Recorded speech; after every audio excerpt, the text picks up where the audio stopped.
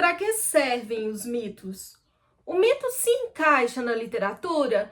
E qual escola ele se encaixa? Qual a importância do resgate dos mitos? E afinal de contas, para que servem os heróis dos mitos? As respostas para essa pergunta estão aqui dentro do próprio mito. Vem comigo nessa aventura de cavalaria desvendar Segurã, o Cavaleiro do Dragão.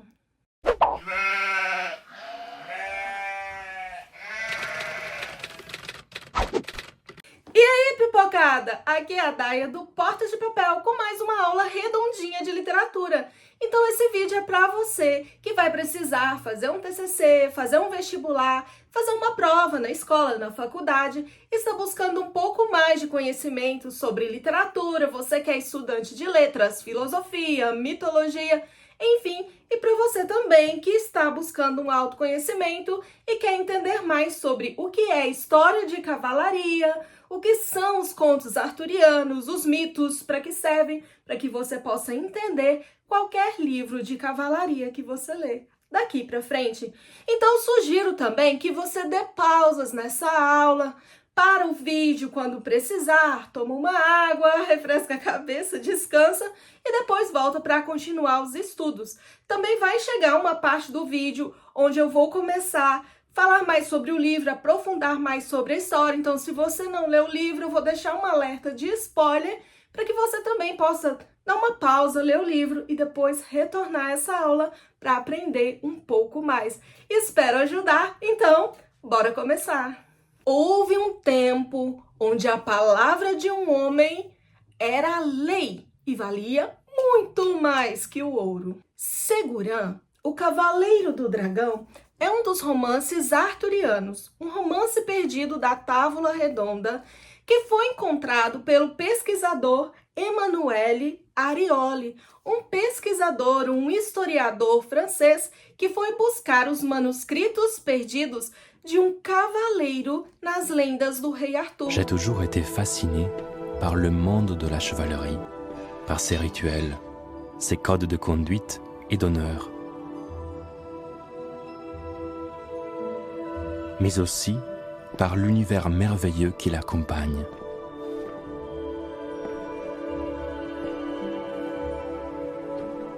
Grand lecteur de romans, j'ai dévoré les aventures de Lancelot du Lac, de Perceval, de Gauvin et des autres chevaliers de la table ronde. C'est pour pouvoir lire ces récits médiévaux à la source que j'ai appris à déchiffrer les manuscrits.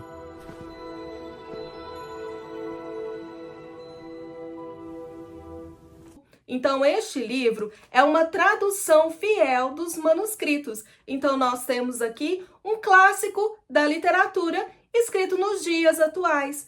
Esse manuscrito de Segurã é um manuscrito que ficou esquecido na história durante 700 anos. E agora ele está nas nossas mãos graças à publicação da editora Vestígio, trazendo Segurã, o Cavaleiro do Dragão, também aqui para o Brasil.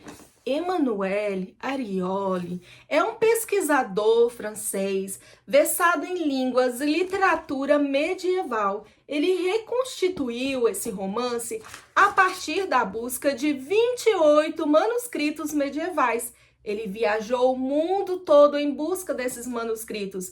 Ele visitou várias bibliotecas perdidas e bibliotecas até mesmo de difícil acesso, como a Biblioteca do Vaticano e a Biblioteca de Turim, aquela mesma que sofreu um incêndio, e só parte dos manuscritos foram resgatados. Entre eles, felizmente, estava Segurã.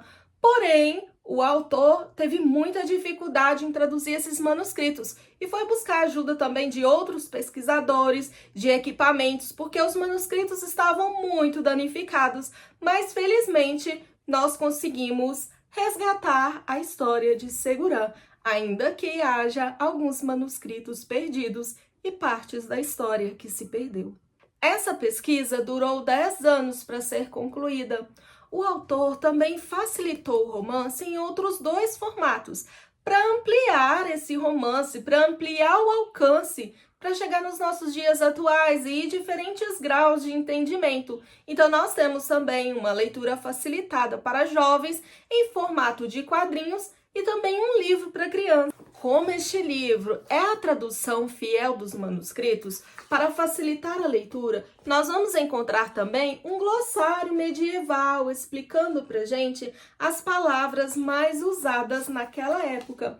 E também uma lista de personagens, que é muito importante para a gente entender um pouco mais sobre a honra dos cavaleiros medievais, que eles levavam no próprio nome também seus brasões. Há também uma lista de ilustrações, porque as ilustrações do livro foram retiradas dos próprios manuscritos. Então aqui nós podemos acompanhar a figura de Segurã e também as iluminuras. Iluminuras eram ilustrações da época, feitas muitas vezes com tinta a óleo.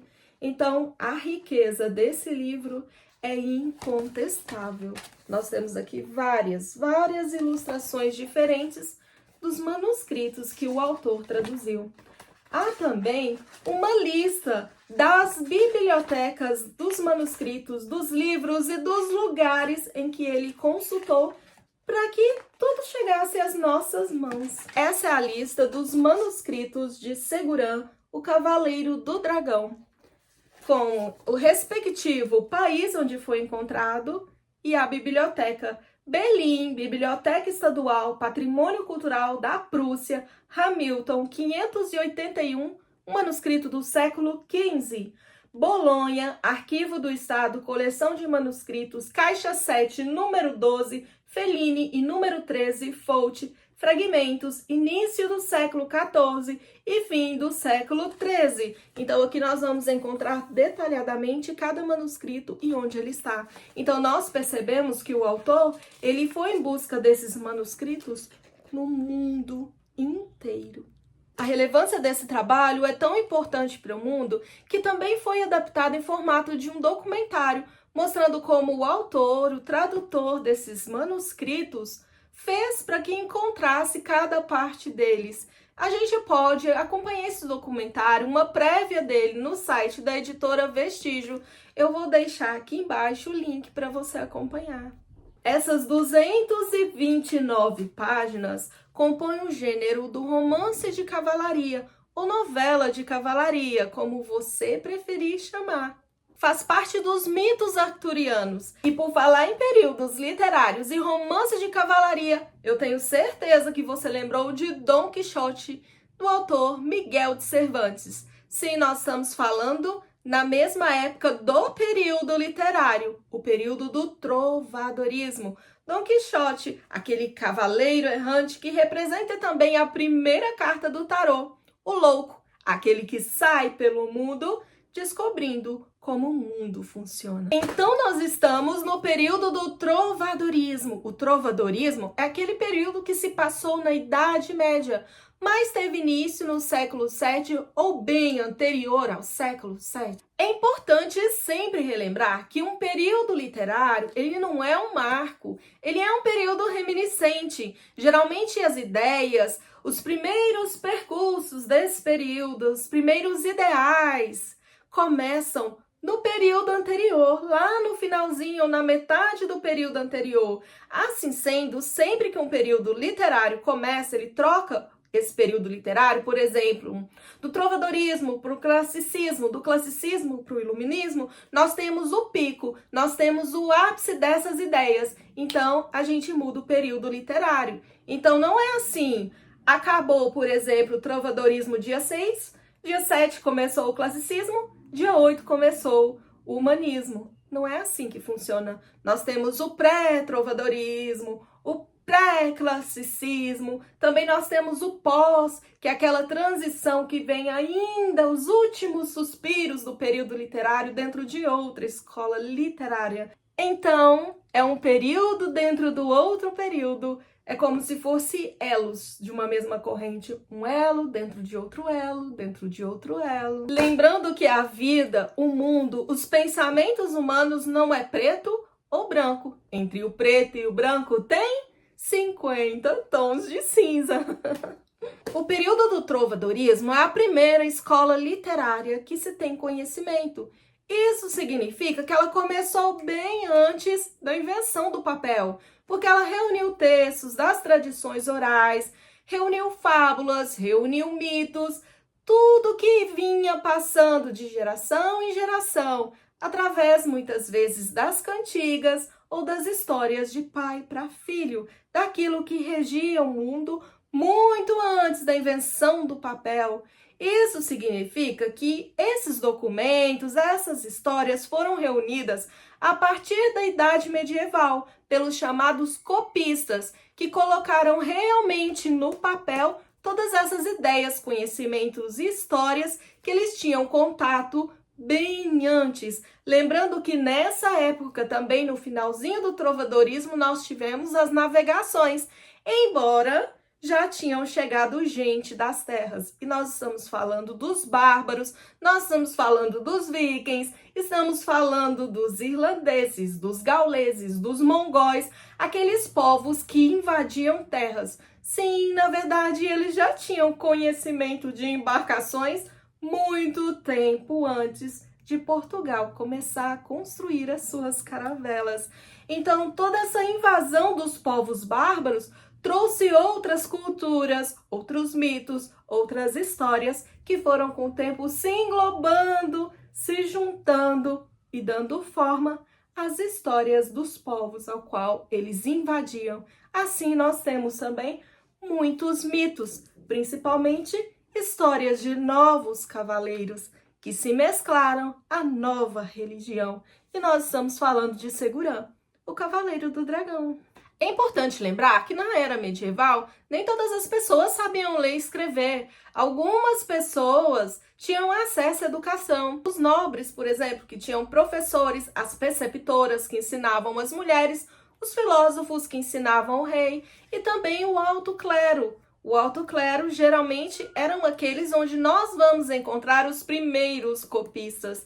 Eram eles que faziam esse viés do que realmente ia ser passado, ia ser transferido para o papel ou não. Eles tinham esse filtro. Por isso que também manuscritos de Segurã foram encontrados na Biblioteca do Vaticano. As primeiras escolas, o direito à educação, vamos lembrar que só séculos depois, esse será um direito conquistado lá no Iluminismo, nesse período da Iluminação.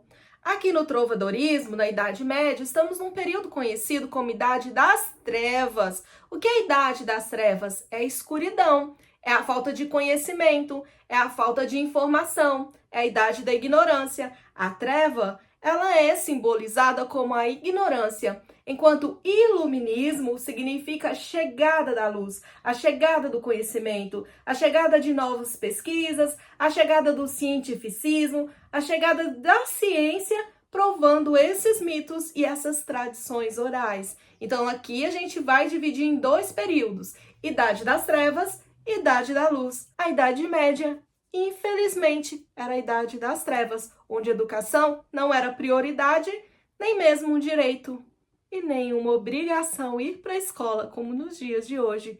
Não tinha escolas nessa época. Apenas algumas escolas dentro de mosteiros acessíveis aos clérigos que queriam tornar-se copistas. E mesmo assim eles não podiam nem escolher os manuscritos que eles iam copiar. Cada frei copiava um manuscrito diferente para que eles não entendessem a história e não juntassem o conhecimento daquele livro. Para entender as histórias de cavalaria, ou melhor, para entender qualquer livro literário, é crucial nós voltarmos ao momento histórico, voltar ao período do autor, voltar ao mundo, à época que esses personagens foram construídos. Então, vamos dar uma voltinha na Idade Média, no século VII. Então, aqui o reino transformou, o Império Romano decaiu, a escravidão entrou em colapso, entrou em crise. Então, o trabalho vai mudar, a forma política vai mudar, a sociedade toda vai mudar, o jeito em que a sociedade vive vai mudar. é uma nova era. Então o feudo era uma enorme propriedade de terra onde ficava um castelo. O castelo pertencia ao senhor feudal.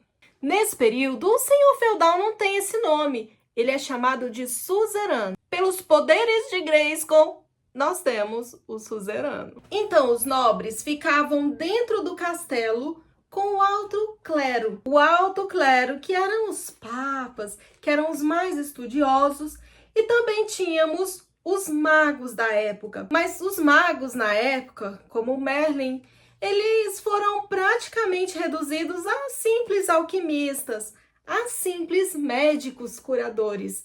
Então, estes eram os nobres que ficavam dentro do castelo.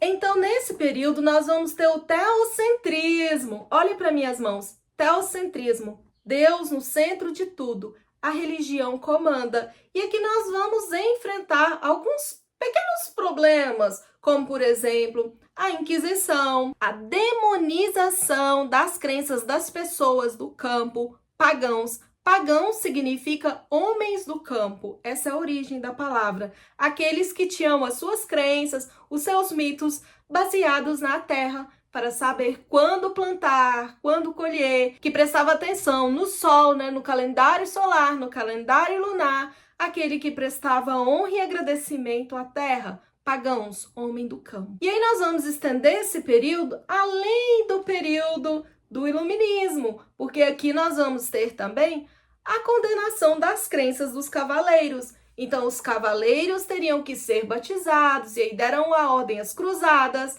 começaram os templários, os cavaleiros da Ordem de Cristo, depois eles romperam com a igreja, deram início à maçonaria, e a história sempre continua. Então, a sociedade da época funcionava desse jeito. A grande extensão de terra, que era o feudo, no feudo, o castelo. No castelo, moravam os nobres, atrás dos muros do castelo. Os nobres eram constituídos pelo rei, a nobreza, as damas, o alto clero, aqueles que tinham títulos de nobreza, os duques e todos esses títulos e títulos que o rei concedia aos povos que tinham dinheiro para pagar esse título naquela época, porque títulos também podiam ser comprados.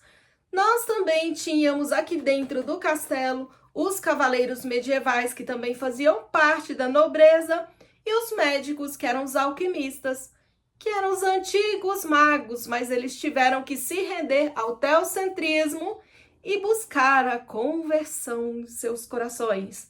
Fora do castelo, então, estava quem? Estavam os homens do campo, os camponeses, os pagãos, viviam fora do castelo e eles precisavam ser catequizados, eles precisavam ter a convenção no Demiurgo, ou seja, um único Deus, porque eles adoravam várias entidades da natureza. Eles adoravam as fadas, eles acreditavam nos gnomos, no sol, na lua, na divindade da mãe. A mãe era a mãe terra era uma deusa. E por que os pagãos acreditavam na figura da deusa? Porque a terra era uma deusa. O pagão colocava nela semente e a terra fazia brotar o alimento, o milho, o trigo, as frutas, tudo que ele precisava para sobreviver. Nós estamos comungando a mandioca com o milho.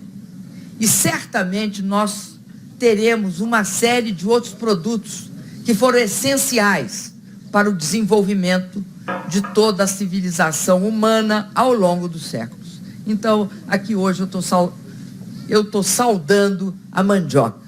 Assim como a mulher, o homem colocava a sementinha na mulher, ela ficava grávida e gerava a vida, gerava outro ser humano.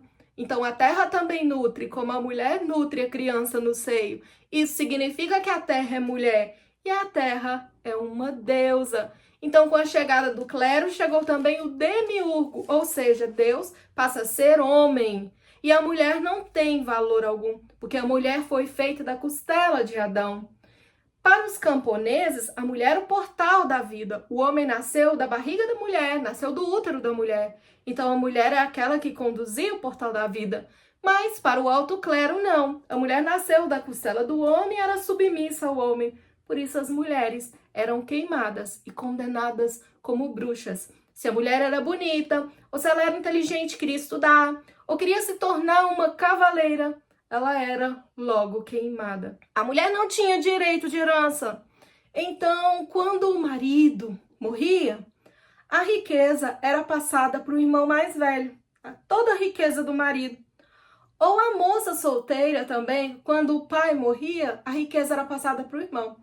E a mulher só tinha direito a uma parte dessa riqueza através do dote, que era repassada ao marido quando casasse.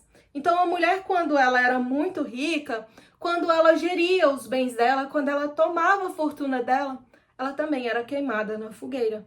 Porque mulher não podia ter condição financeira, mulher não podia estudar. Porque se ela sim fizesse, ela era uma bruxa. Então poucas mulheres foram valentes nessa época. E essas damas valentes condecoradas como cavaleiras, como a Joana d'Arc, lá mais pra frente, nos séculos mais pra frente, também foram queimadas na fogueira como bruxas. Porque a donzela não podia ser corajosa. A donzela tinha que ser salva pelo cavaleiro. Socorro, socorro, o castelo está pegando fogo. Deixa, eu vou lhe ajudar. Assim funcionava a sociedade da época.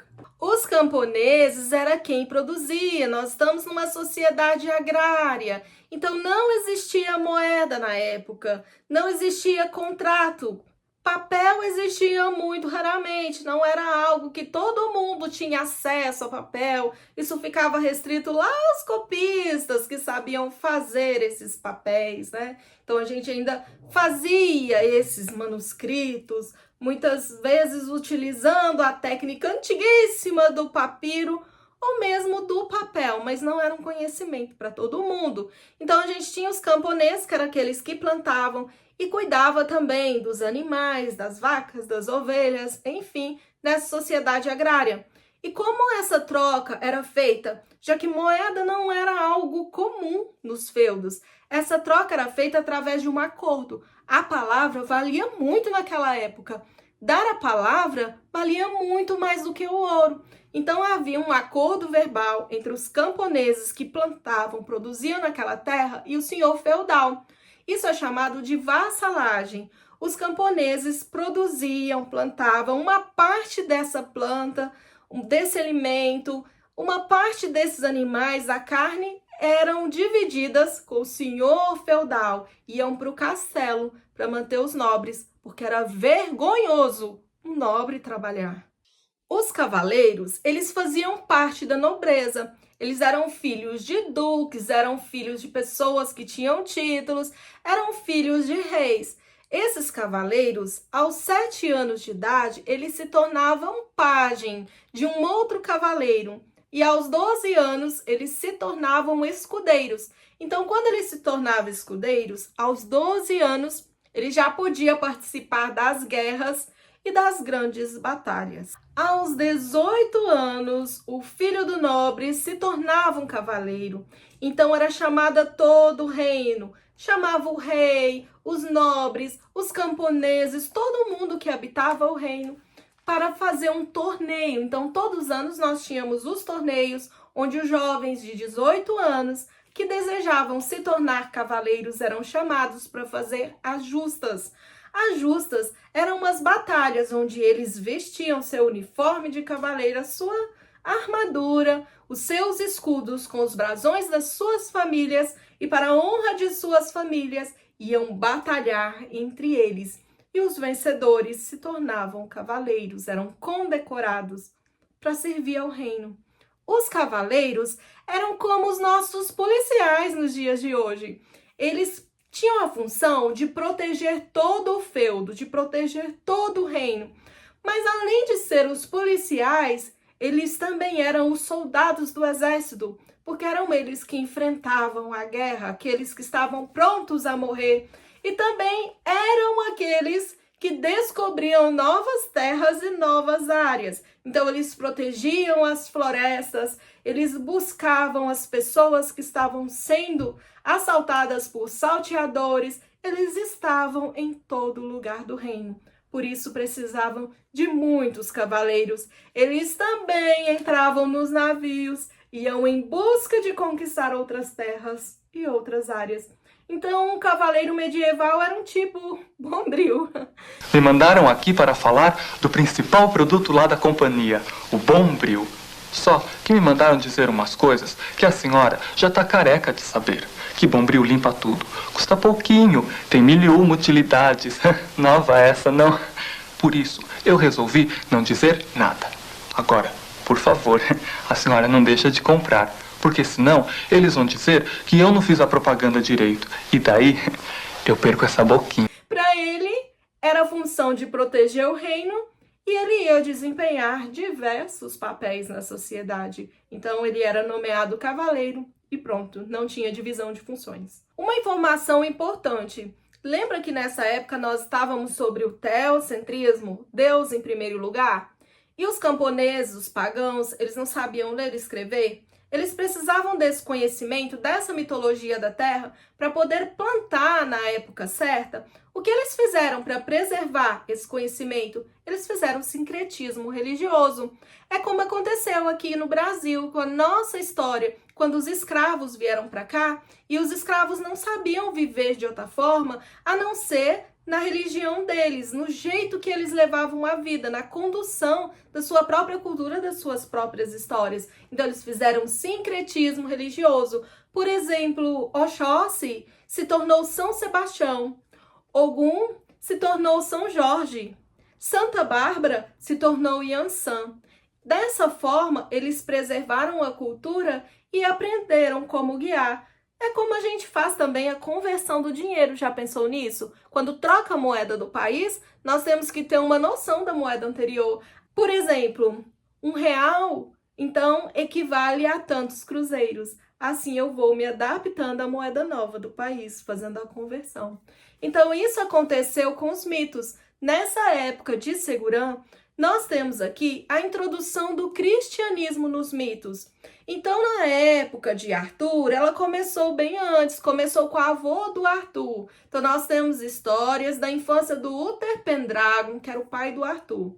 Nessa sociedade, nós temos totalmente o paganismo. Então, o Uther Pendragon era um rei pagão, não é verdade? Então, aqui nós vamos ter Morgana, a fada, vamos ter Sibila, vamos ter a presença importante das feiticeiras, que é representado pela mulher. Lembra da deusa? A mulher também é uma deusa, porque ela tem o portal para trazer uma alma espiritual ao mundo, que é o útero, e a terra é uma mulher, a terra é Pachamama, para os índios no sincretismo religioso.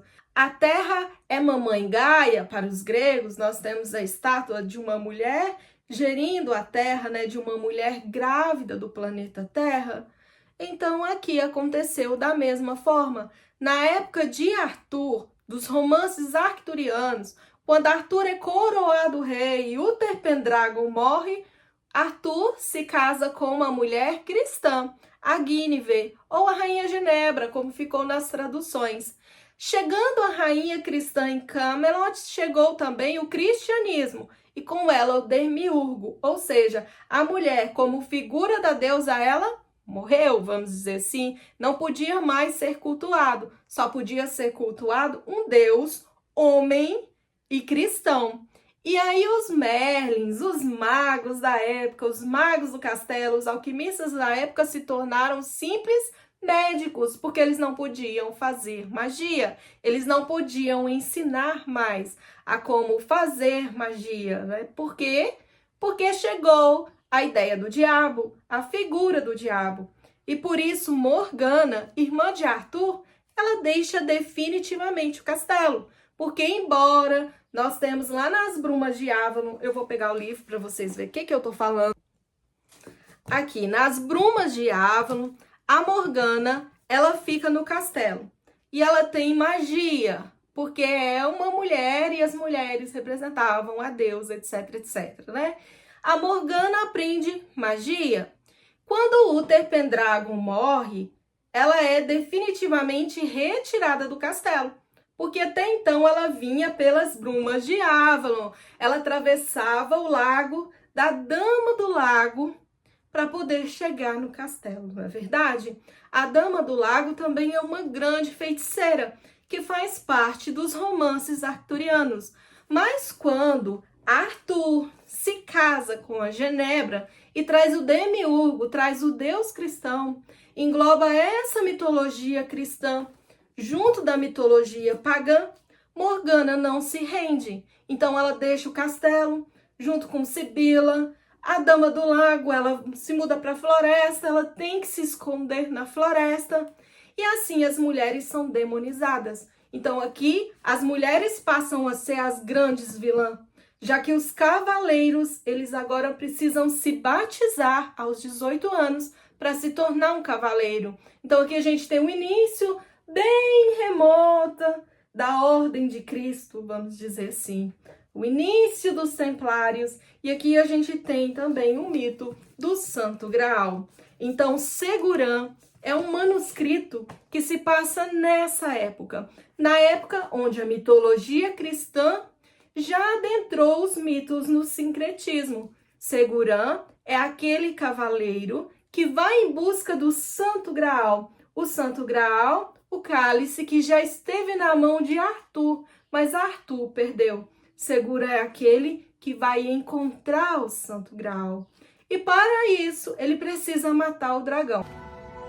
Le serviteur s'en alla à Camelot tout droit devant le roi et lui dit: Roi Arthur, un chevalier d'un pays étranger m'envoie ici et vous demande de vous rendre dans 3 jours sur la plaine de Winchester avec vos chevaliers de la table ronde, prêts à jouter.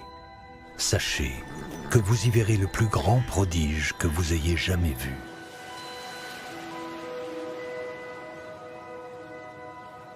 Então, num grande torneio, quando Segurã vai se tornar um cavaleiro, ele convida todos para estar ali. S'apprêtait à défier les meilleurs chevaliers lors d'un tournoi, le plus grand jamais organisé au royaume de l'ogre. Dans la prairie de Winchester, toutes les tentes étaient dressées. Celle de Ségurant était surmontée d'une pierre précieuse qui éclairait le jour et la nuit comme un flambeau. Devant la tribune du roi Arthur, Lancelot, Gauvin et tous les meilleurs chevaliers étaient là et joutaient entre eux.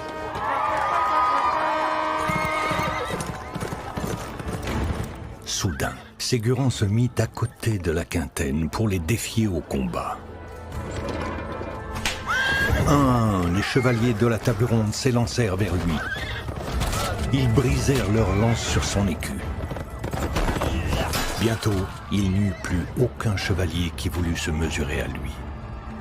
Pour sûr, murmurait-on dans les tribunes, ce doit être lui, le chevalier, qui trouvera le Saint Graal. E a Morgana, ela vai fazer um feitiço que ela vai libertar um demônio das profundezas do inferno. Dans son château, la fée Morgane invoqua un diable d'enfer. Diable, quel est ton nom? Je m'appelle Lucifer, et on m'appelle Dragon, parce que j'engloutis les âmes des pécheurs. Pour sûr, il me fallait quelqu'un comme toi.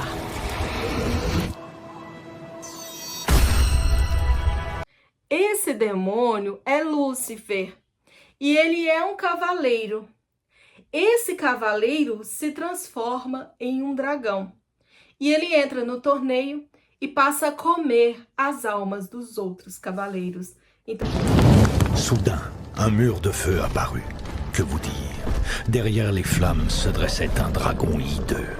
Ségurant jura alors: Si je ne libère pas le royaume de l'ogre de ce dragon, je ne veux vivre un jour de plus. Puis il traversa le mur de feu. C'est alors qu'il oublia tout, lui-même et les autres, sauf le dragon, qui devint sa seule obsession. Mais il ne pouvait pas le tuer, car il s'agissait d'un pur esprit. Et l'esprit, bon ou mauvais, ne meurt jamais. Então aqui, pela primeira vez nos romances arturianos, nós temos a figura de Lúcifer, um mito cristão. Segurã, para conseguir matar esse dragão, que é um espírito imortal, é um espírito puro, ou seja, que nunca reencarnou, que nunca teve esse corpo de homem e essas paixões, Segurã também terá que se tornar puro Para isso, ele vai em busca do Santo Graal, que é o único que pode libertar aquelas terras da grande feiticeira Morgana, das feitiçarias e das servas de Satanás. Então aqui nós já temos também a Inquisição entrando nos mitos. As histórias de Arthur, dos cavaleiros, elas começaram muito antes. Os druidas também tinham cavaleiros. Lá nas Highlands nós tínhamos cavaleiros, nós tínhamos os protetores. Mas eles não usavam aquela armadura de ferro, eles usavam uma armadura simples da floresta, vamos dizer assim, uma roupa simples, condizente àqueles povos. Na era medieval, nós temos o cavaleiro clássico, com espada, armadura, a roupa de malha, mas os cavaleiros, começaram muito antes. Lembrando que os cavaleiros também permaneceram muito depois. Aqui no Brasil, nós também tivemos o nosso lampião, os cangaceiros, os defensores dos fracos do sertão contra os coronéis punidores. Nós também tivemos os nossos cavaleiros na nossa história do Brasil. Então nós temos o herói e o anti-herói. O herói passa a ser o cavaleiro, Segurã.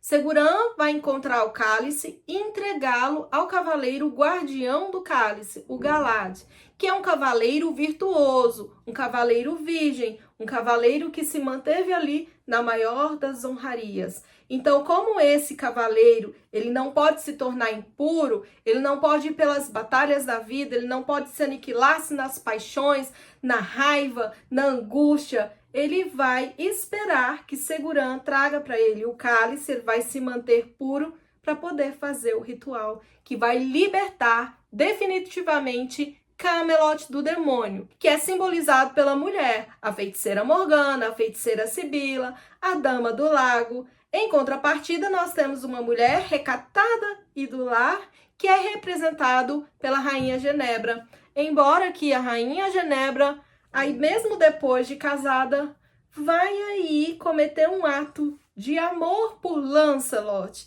e eles terão um filho. Então ela vai trair Arthur.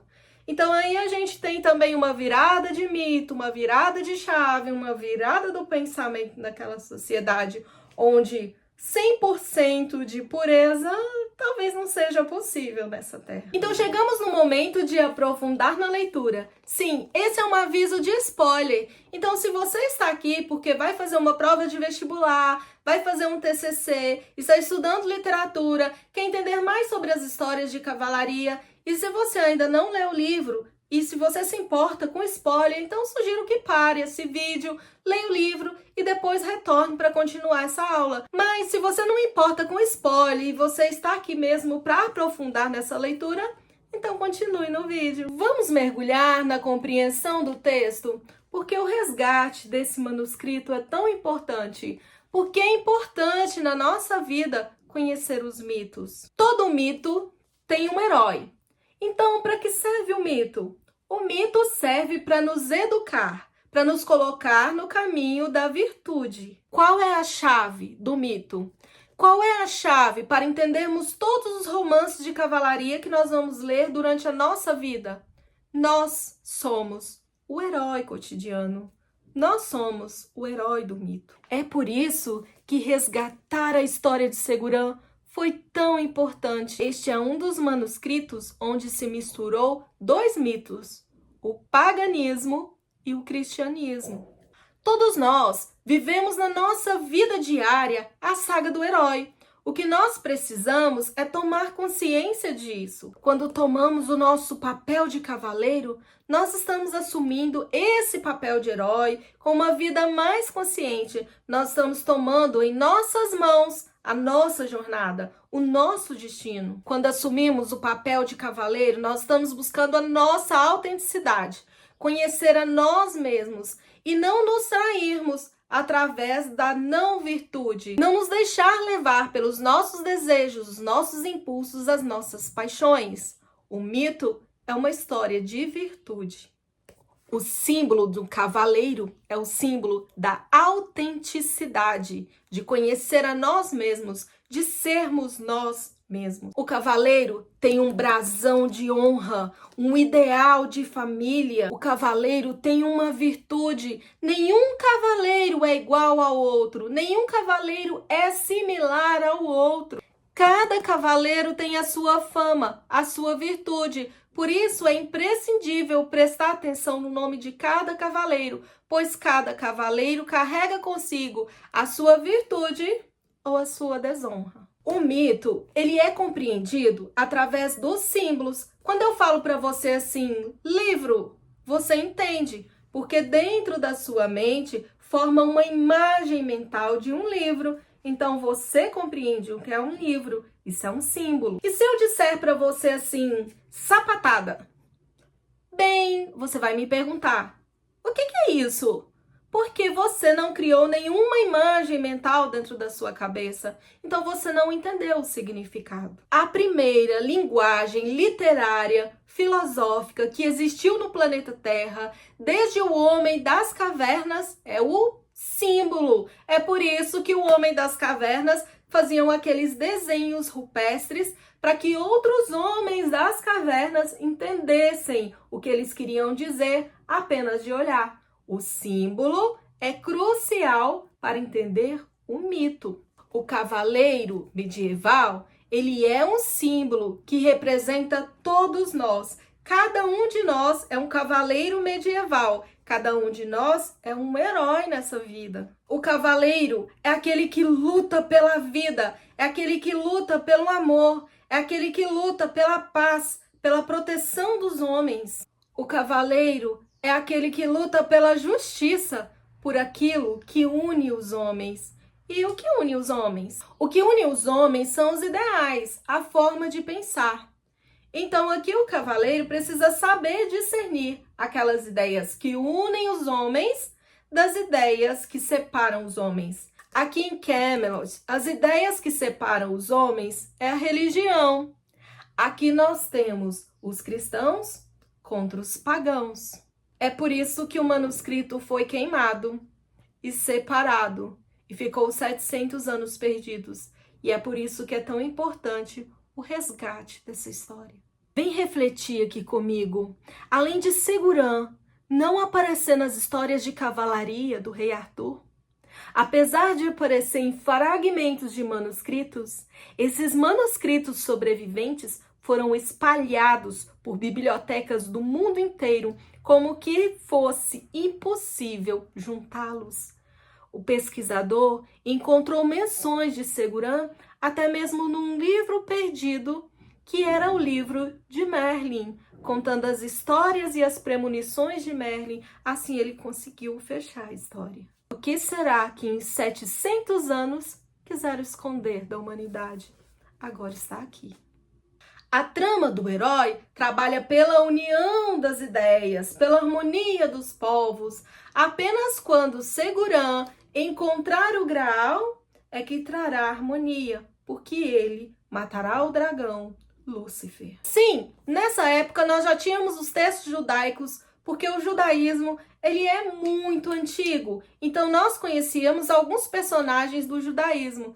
Sim, é realmente nessa época, por volta de 1200, que nós vamos ter os primeiros ideais de Homero. Então Homero aqui, ele era uma criança e ele vai se desenvolver, tomar posse dessas ideias da época e vai escrever a Ilíada lá no século 13, após a Guerra de Troia. Então aqui a gente tinha os mitos que comandavam os homens. O mito cristão, ele estava nascendo ainda. Aqui começou o teocentrismo. Então aqui começou a apropriação cultural dos textos da Torá, dos textos judaicos e o nascimento definitivo do cristianismo, realmente espalhando o cristianismo pelo mundo, catequizando os índios, catequizando os homens do campo, os pagãos. Então nós estamos no teocentrismo, exatamente na mistura das lendas de cavalaria, de novo, a lenda do rei Arthur com o cristianismo, aqui em Segurã.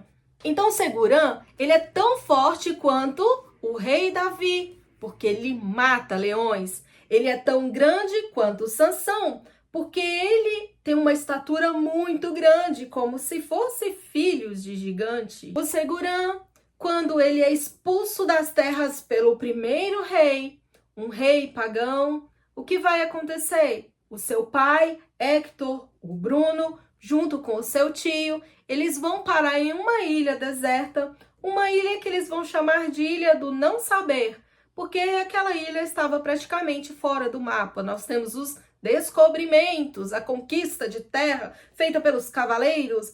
Nessa ilha, eles vão montar o reino, o feudo, a casa deles. E nesta ilha do não saber, o Segurã vai matar leões, vai matar uma grande besta, fera, que fica lá no alto da montanha. Então aqui nós temos o primeiro dragão, que ele vai ver o pai dele enfrentar, Hector, o Bruno, e ele vai crescer como cavaleiro.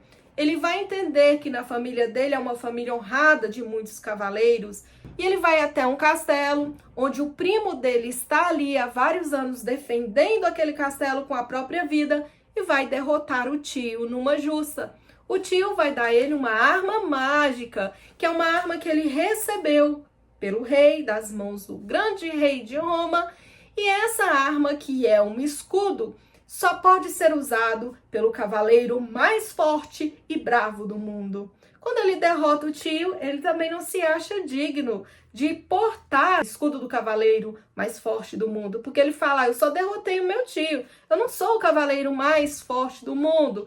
E aí onde ele vai pedir para que os outros escudeiros que vão se tornar cavaleiros ali com ele, ali junto do pai, façam uma batalha de Winchester. Nessa batalha que ele vai mandar uma carta para o rei Arthur, vai chegar aos ouvidos do rei Arthur que há um forte cavaleiro que derrotou um cavaleiro mais forte do mundo no castelo, que era o tio dele.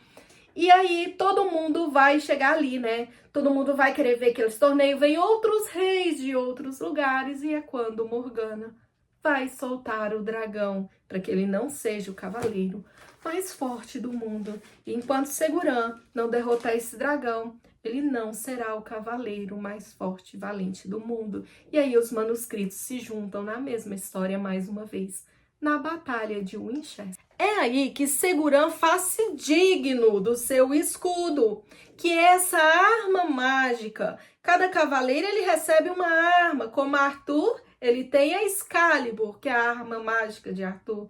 Então essa arma mágica, geralmente ela se transforma quando o cavaleiro chega no ponto, no final da sua jornada, onde ele tem que cumprir o seu desafio final. Por isso toda essa batalha, porque Segurã precisava, para portar aquele escudo, para que no final aquela arma mágica se transformasse naquilo que ele precisasse, se tornar digno dela. Nós temos uma lição de honra aqui. É curioso que quando o autor encontra a menção de Segurã lá nos manuscritos de Merlin, nós vamos ter uma profecia do ano de 1200, bem antigo a esse sincretismo, mais antigo ainda, porque nós estamos lá nos primeiros escritos da época de Uther Pendragon, que é o pai de Arthur, das histórias do Uther Pendragon, das histórias da infância de Merlin.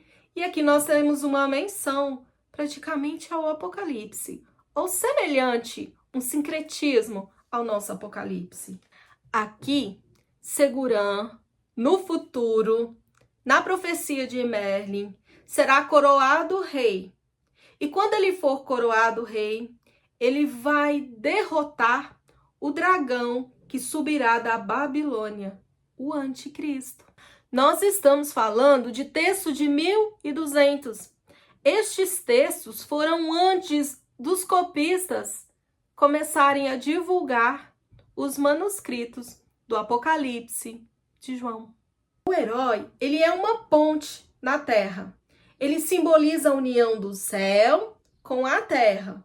Por isso ele é também o sábio. O nosso cavaleiro, o herói, ele vai enfrentar situações na terra que o vai fortalecer. São as suas missões. Assim somos nós aqui na terra. Se nós formos enfrentando os nossos desafios, os desafios cotidianos da nossa vida diária, dia a dia, nós vamos nos fortalecendo até nos tornarmos um sábio. Enfrentar os desafios que se apresentam na nossa vida diária nos ajuda a encontrar a sabedoria. As histórias de cavalaria, assim como os diversos mitos, têm a função de despertar o herói adormecido em nós. Cada um de nós precisa acordar esse cavaleiro que está dormindo dentro de nós, para assumir a nossa missão, nosso lugar no mundo. O cavaleiro precisa discernir em cada ação o bem do mal, daquilo que faz bem e daquilo que não faz bem, mesmo ele tentando acertar. Por exemplo, um médico. O paciente vai ao médico reclamando de uma dor, então o médico, tentando acertar, passa a ele uma prescrição médica, passa a ele um remédio. Só que o paciente tem um efeito colateral com aquele remédio e passa mal.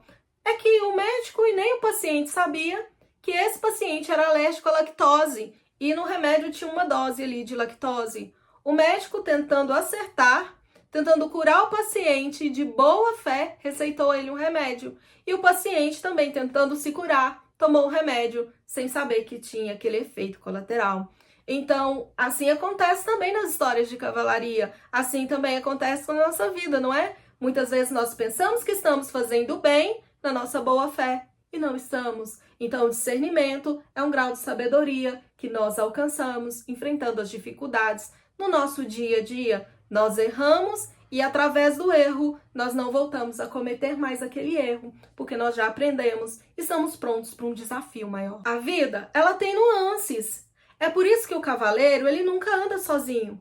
Ele vai escolher outros cavaleiros que vai estar com ele para ajudar ele a discernir se aquela batalha vale a pena lutar por ela, se aquilo que ele está fazendo naquele momento, se aquela donzela que ele está salvando, se aquele homem que ele está livrando da guerra, realmente é uma boa escolha para se fazer naquele momento. O cavaleiro, então, ele sempre está cercado de amigos, de outros reis, de magos, de sábios, de outros cavaleiros valentes, que vai sempre auxiliar ele nesses combates, que vai dar pouso para ele quando ele precisar descansar, que vai fornecer ele os alimentos, o descanso, a distração, a festa, os combates para que ele possa mostrar o seu valor, as armaduras. Então ele sempre está cercado de gente que vai auxiliar ele nesse caminho. Assim também é a nossa vida, não é? Nós estamos cercados de pessoas que vão cruzando os nossos caminhos, colegas de trabalho, pessoas que vão nos auxiliar em diversas partes da nossa vida, pessoas que vão nos aconselhar, os sábios. Nós somos esse cavaleiro. O cavaleiro, ele é humilde, porque ele tem sempre um mestre que orienta,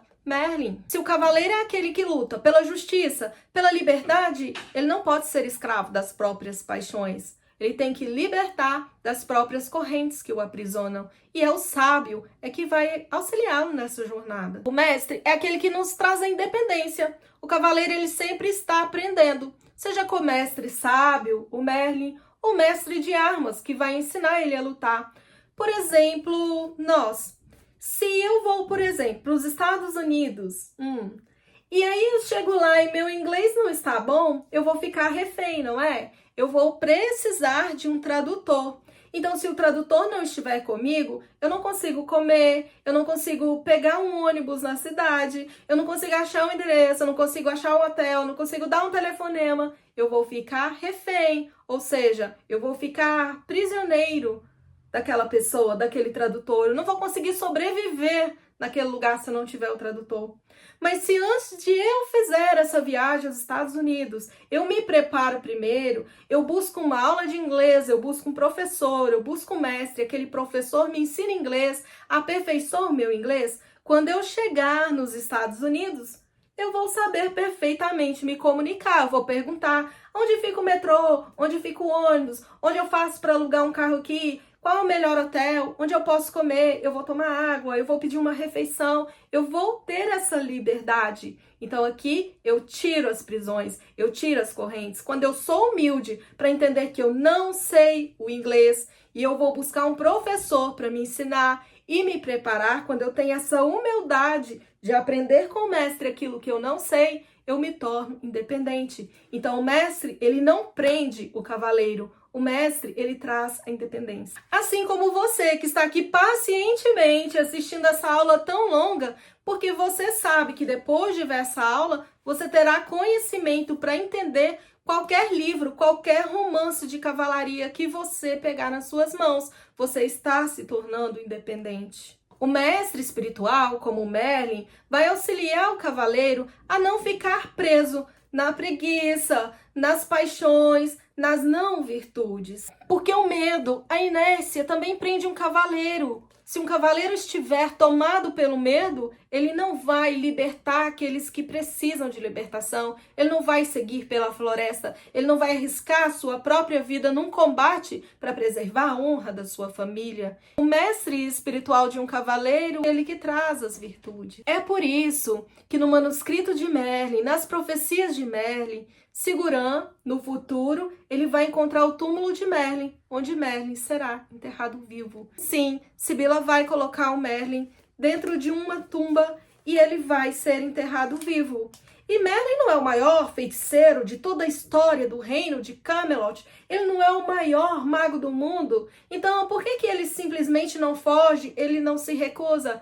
Porque ele vai ficar ali adormecido, esperando Sigurã, o grande cavaleiro. E ele diz a ela, o meu corpo vai morrer aqui, mas o meu espírito, ele vai continuar. E ele está pronto para guiar o melhor cavaleiro do mundo na libertação de Camelot. Então ele também se resigna ao seu destino, porque ele sabe que quando Sigurã encontrar o Graal, ainda tem uma chance de que o paganismo e o cristianismo se unam, as ideias dos homens se unam em uma só harmonia e haja a paz universal. Que manuscrito perigoso, não é? Para que Sigurã encontre o Graal, primeiro ele precisa ser liberto das paixões. Ele precisa ser liberto das não virtudes. É por isso que Merlin primeiro vai guiá-lo nessa jornada de libertação, de purificação de si mesmo, das amarras que o prendem, até que ele estiver pronto para encontrar realmente aonde ali está o túmulo de Merlin. Ele vai estar pronto para encontrar o mestre e juntos ele, o mestre, o protetor do Graal, possam libertar o planeta. Há um ditado entre os monges que diz que quando o discípulo está pronto, o mestre aparece.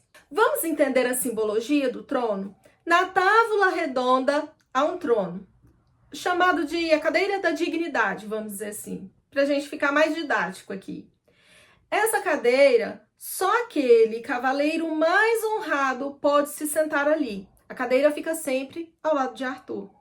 O único cavaleiro capaz de se sentar naquele lugar foi Galad, que é o protetor do Graal, é um homem virtuoso. Aquele que senta nesse trono indignamente, por isso que nós vamos chamar ele de trono da dignidade, para a gente entender, ele é lançado ao inferno e de lá ele praticamente não consegue sair. Lembra que Sigurã foi enfeitiçado pela fada Morgana? Ele foi enfeitiçado a ficar perseguindo esse dragão a vida toda. Então, enquanto ele está perseguindo o dragão, ele está distraído, ele não está se curando, ele não está se tornando semelhante ao dragão, porque o dragão ele é muito mais poderoso do que ele, que é um espírito puro.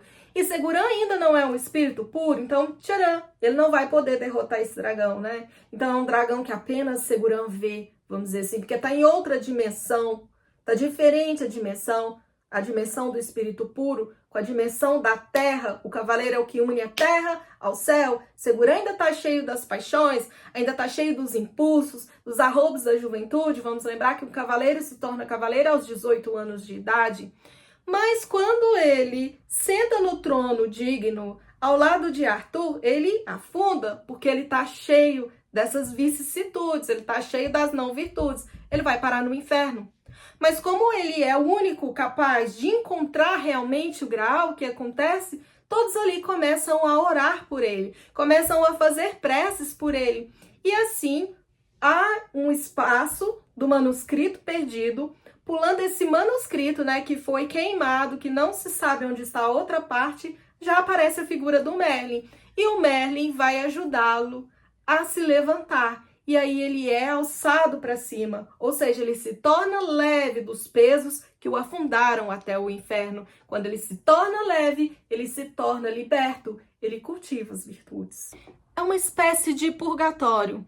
Ele desceu ao inferno, purgou aquilo que ele precisava e subiu ao... Sigurã é um cavaleiro que ele tem uma fome infinita. Ele come para 10 homens. Isso representa a fome de vida que ele ainda tem. A fome de vida na terra, de batalhas, de busca, de se tornar um cavaleiro honrado. Ele é impetuoso, ele é impulsivo, por isso que ele entra em rascada e por isso que ele precisa encontrar o mestre. para guiar ele, para aprender, para que ele acalme a alma, ele aprenda as virtudes, ele aprenda a discernir, o discernimento, ele aprenda aquelas batalhas que vale a pena lutar. Na profecia de Merlin, chegará um momento em que Sigurã, ele será coroado rei da Babilônia.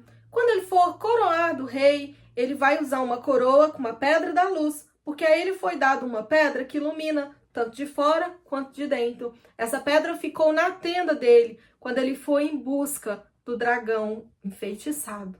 Essa pedra será colocada na testa dele, na coroa. É uma mitra na testa, como diz as escrituras sagradas, simbolizando a iluminação, simbolizando quando ele entender o funcionamento da terra, o funcionamento do governo da terra. Por isso ele será coroado rei. E é aí que ele vai derrotar a besta que vai subir da Babilônia, o anticristo. Lembra?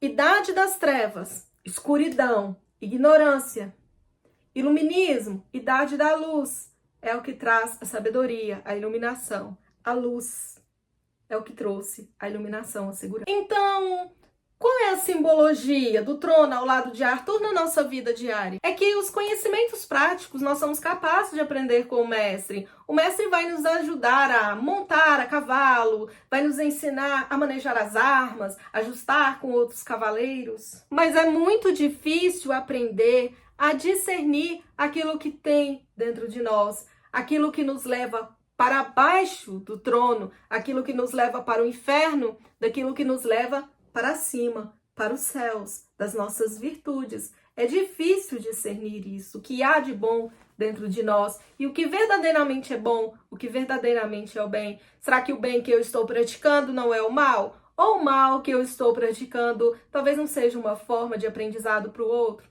Um bem. A nossa vida é um mito e não tem como fugir do mito, porque quando você diz, eu não acredito nessa história de mito, eu não acredito em mitologia, eu não quero ser cavaleiro nenhum, você já está assumindo o papel, você está assumindo o papel do anti-herói, você aqui já se tornou o vilão. Quem não é o herói da própria vida, então já foi dominado pelas paixões, pelos impulsos, pelo medo, pelas não virtudes. O herói, ele é corajoso, ou seja, ele combate o medo.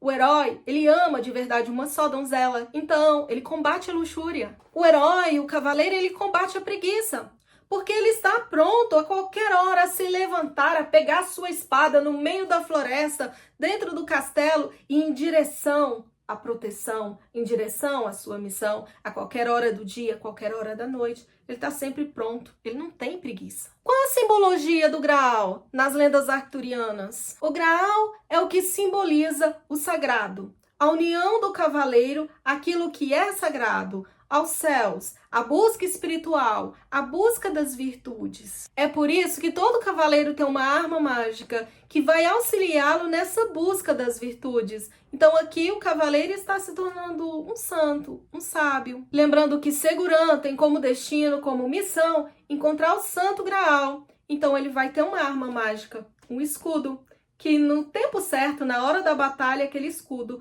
vai auxiliá-lo, vai acontecer um milagre, aquele escudo vai se transformar num instrumento que ele vai precisar mais na frente, como acontece com todas as histórias de cavalaria. Todo ser humano também tem uma arma mágica. Acontecem situações na nossa vida que matematicamente são impossíveis de dar certo. Quantos de nós já não vivenciaram milagres? Quantas pessoas já não curaram doenças impossíveis, já foram desenganados pelos médicos? Quantas pessoas tiveram livramentos, foram livrados de acidentes terríveis, que tinha tudo para dar errado, mas acabou dando certo? Aconteceu um milagre, aconteceu uma intervenção divina, aconteceu a união entre o céu e a terra. O milagre é algo que interfere entre o céu e a terra a favor do herói. O herói é movido pela vontade de fazer acontecer. Foi a vontade de Arthur, a fé inabalável que ele era capaz, ele conseguiu tirar Excalibur da pedra. É o contato com o mais profundo de nós, é que nos dá a convicção de que nós somos capazes, que essa é a nossa missão, que nós estamos aqui para isso. É essa convicção das lendas de Merlin, da profecia de Merlin, que faz Sigurã ter a convicção de que ele é o libertador, ele vai encontrar o Graal, essa é a missão dele, ele vai em direção e ele vai vencer. A fé no desconhecido, a fé nos deuses, a fé em Merlin, a fé na profecia, a fé que ele encontra dentro dele mesmo, é a coragem, é a busca, é aquilo que faz ele sair da inércia. Todos nós temos uma missão nessa vida, seja a missão como de um professor, que é trazer o esclarecimento, o conhecimento, trazer aqui o nosso mestre, que é o livro, ou a sua missão nessa terra. Se você está se formando advogado, você tem essa missão de libertar aqueles que estão presos, muitas vezes condenados injustamente. Se você está estudando para se tornar um médico, essa é a sua missão, salvar vidas. Se você está estudando para passar num concurso da polícia, essa é a sua missão, ser um cavaleiro, proteger a sociedade. Todos nós temos essa missão dentro de nós. Todos nós temos a nosso destino, a nossa jornada de herói. Se um médico, antes da cirurgia, disser ao paciente assim: ai, eu tô com medo de fazer essa cirurgia, eu não sei se eu sou capaz,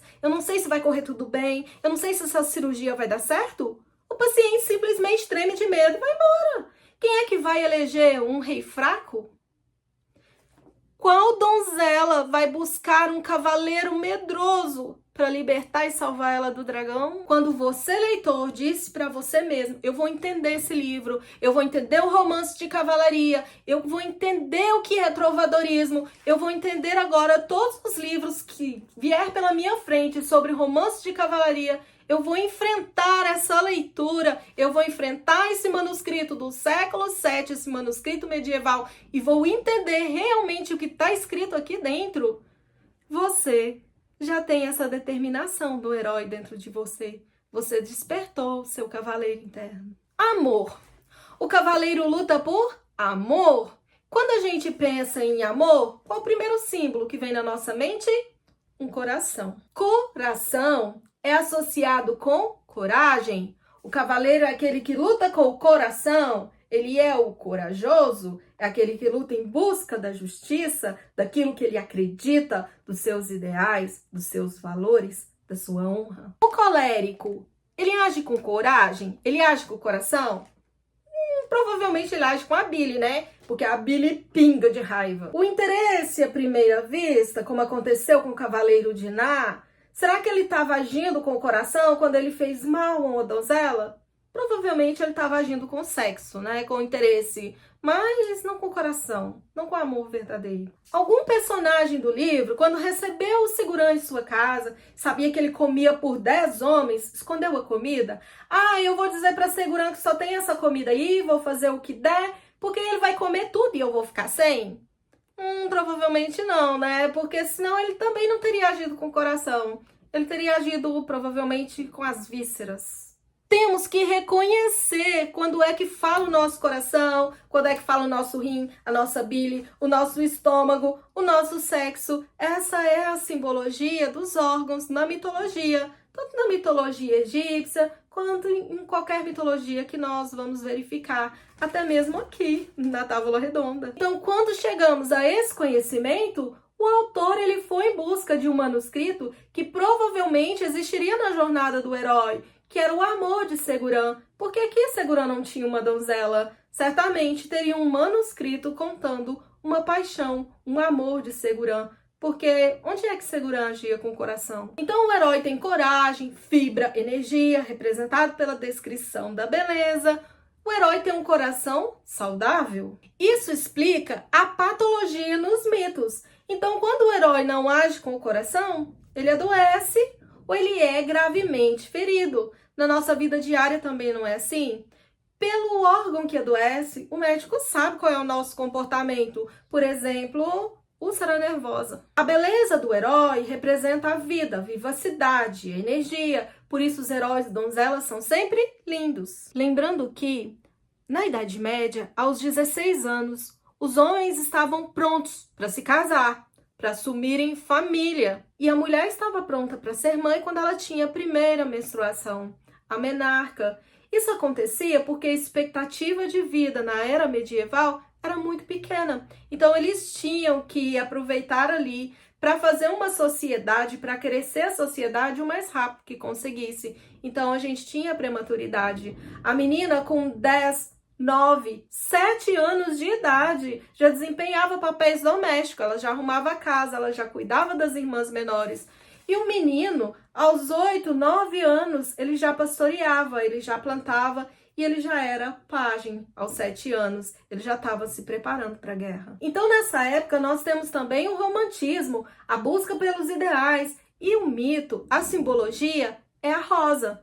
A rosa, quando desabrocha, é linda, cheia de energia, é a beleza. A rosa, quando murcha, é feia. É porque a rosa murcha simboliza a falta de energia, de movimento. A rosa, quando murcha, ela já não serve para mais nada na sociedade, não é verdade? Ela não serve para criar gado, ela não serve para ser um bom soldado, ela não serve para ser mãe. Então ela representa a feiura. Para, bebê, não alimente a treta. Esse é um pensamento da Idade Média. A coragem é a capacidade de ser fiel àquilo que você é, sem máscaras, sem véus, ser você mesmo, mesmo que seja estranho, seja você, mesmo que seja bizarro, bizarro, bizarro. A coragem é ser fiel àquilo que você sente no coração, é ser fiel aos seus ideais, independente das circunstâncias. Se a circunstância for de risco, você continua sendo você mesmo, a sua honra, os seus ideais. Se você deu a sua palavra, mesmo com dano seu, não muda. Isso é a sua honra.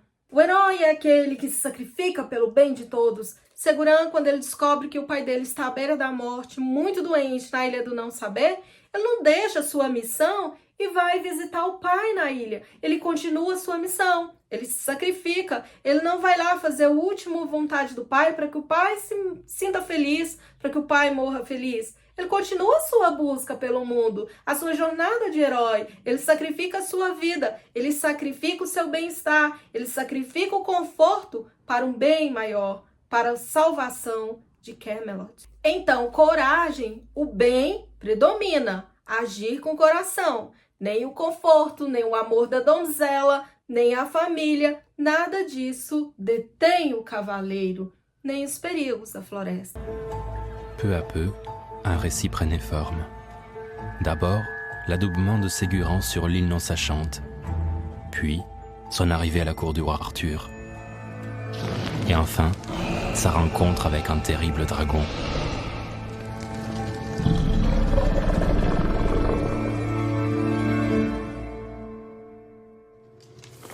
Respira, toma uma água para a gente continuar mais um pouco. O mistério da simbologia do Cavaleiro de Ná.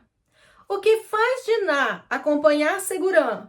Por que Seguran, sabendo que Diná era um cavaleiro muito medroso, mesmo assim Seguran escolhe Diná para fazer parte dos seus amigos, para fazer parte da linha de frente da sua cavalaria? É porque Seguran sabe que nenhum cavaleiro é perfeito. A cada missão, a cada papel que esse cavaleiro desempenha, ele está se aperfeiçoando na busca da sabedoria e do conhecimento. O conhecimento é uma busca, é o objetivo final e não o objetivo inicial. Diná, ele era honrado porque ele agia com o coração.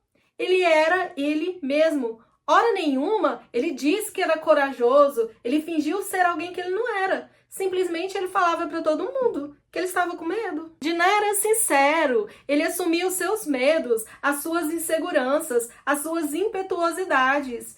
E ele falava isso sem rodeios, o que fazia com que todas as pessoas se identificassem com ele, já que todos nós também temos os nossos medos, as nossas inseguranças, mas a bravura de um cavaleiro é realmente enfrentar as nossas inseguranças. Isso é coragem, coragem de enfrentar os nossos medos. Já repararam que o cavaleiro mata o dragão, vem outro muito maior. Então o cavaleiro mata esse dragão e vem outro maior ainda. Até que o cavaleiro precisa chegar até o labirinto e enfrentar o chefão da história, enfrentar aquele que está mandando as provações. Então o caminho do herói é o caminho do coração, ao caminho dos desafios da nossa vida diária. Você, leitor, provavelmente começou essa jornada literária com um livro bem fácil que te introduziu nesse caminho da literatura. E depois você foi abrindo portas para uma leitura mais difícil. Talvez um livro mediano, um livro escolar, depois veio uma alta literatura. E você está aqui agora estudando um texto medieval super complexo do século VII. E a partir dessa aula que você entendeu os romances de cavalaria, vai acontecer o quê? A partir de agora vai estar em suas mãos livros cada vez mais complexos. É como um médico que cura uma simples gripe de um paciente e o paciente diz: ai, aquele doutor foi capaz de curar a minha gripe. Então chega um paciente com uma gripe mais grave, aquele doutor cura. E vem outro paciente com uma gripe mais grave ainda e aquele doutor cura. E de gripe em gripe, de gravidade em gravidade, ele se torna o melhor médico da cidade. Se inscreve aqui no canal e vamos nessa jornada juntos.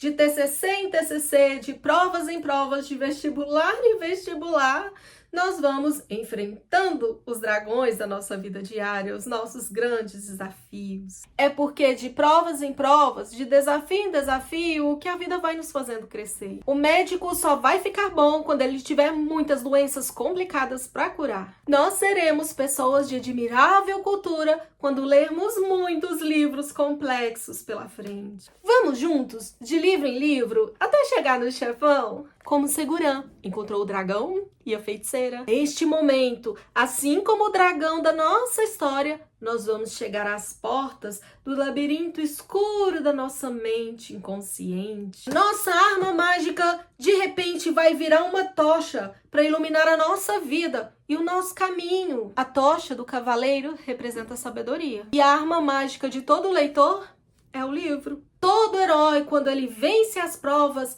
ele se torna um ser divino. Ele ascende ao Olimpo. No caso de Segurã, a Camelot. Na profecia de Merlin, Segurã, depois que matar todos esses dragões e vencer as suas provas, ele vai se tornar um espírito puro, semelhante ao dragão. Assim ele será compatível e capaz de matar o grande dragão e terminar a sua missão. De dragão em dragão que ele vai matando o mais forte do que o outro, ele vai adquirindo experiência, assim como nós aqui no Portas de Papel. Nós estamos juntos aqui como Segurã na jornada do herói, matando um dragão por vez, de livro em livro, até encontrarmos a sabedoria. Vamos com o coração, com coragem, enfrentando livro a livro, por mais difícil que pareça. O herói desperta em nós quando nós não temos medo do desafio, quando o desafio se torna natural em nós. Porque o herói entende que nós só aprendemos quando definitivamente enfrentamos o problema. Nós somos os heróis da nossa vida, nós somos Segurã. Nós somos os heróis cotidianos quando assumimos que nós estamos na busca do bem, que nós não sabemos tudo. Quando nós temos a humildade de entender que nós não sabemos tudo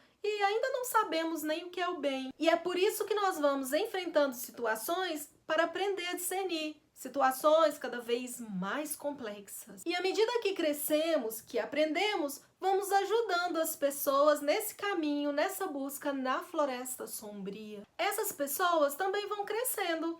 E assim, como os heróis, por onde passamos, nós vamos deixando o mundo cada vez melhor. A jornada do herói é a jornada das habilidades, do conhecimento, da sabedoria, da união do espírito-mente com a terra. Educar a nós mesmos é fazermos com que o nosso herói desperte. Nós temos um Segurã dentro de nós e é isso que nos ensina todas as histórias de cavalaria do mundo inteiro. Despertar o herói adormecido em nós. Os mitos nos educam. Os livros são nossos mestres, o nosso Merlin. Já disse Mário Quintana, os livros não mudam o mundo, os livros mudam pessoas e as pessoas mudam o mundo. A nossa missão como leitor é abrir as portas da nossa mente, nos tornando cada vez mais sábios, mais ricos em cultura, para que juntos possamos fazer do mundo um mundo melhor. Então que cada leitor seja um Segurã, enfrentando cada vez um dragão mais forte, nos tornando habilidosos e dignos para reinar na nossa própria consciência, sem nos deixar ser manipulados pela feiticeira e sair pelo mundo, libertando muitas mais Camelots. Espero ter te ajudado com esta aula. Boa prova, boa leitura, bom trabalho, bom TCC, muitos beijinhos. das suas pálpebras lindas e muitas letrinhas de amor.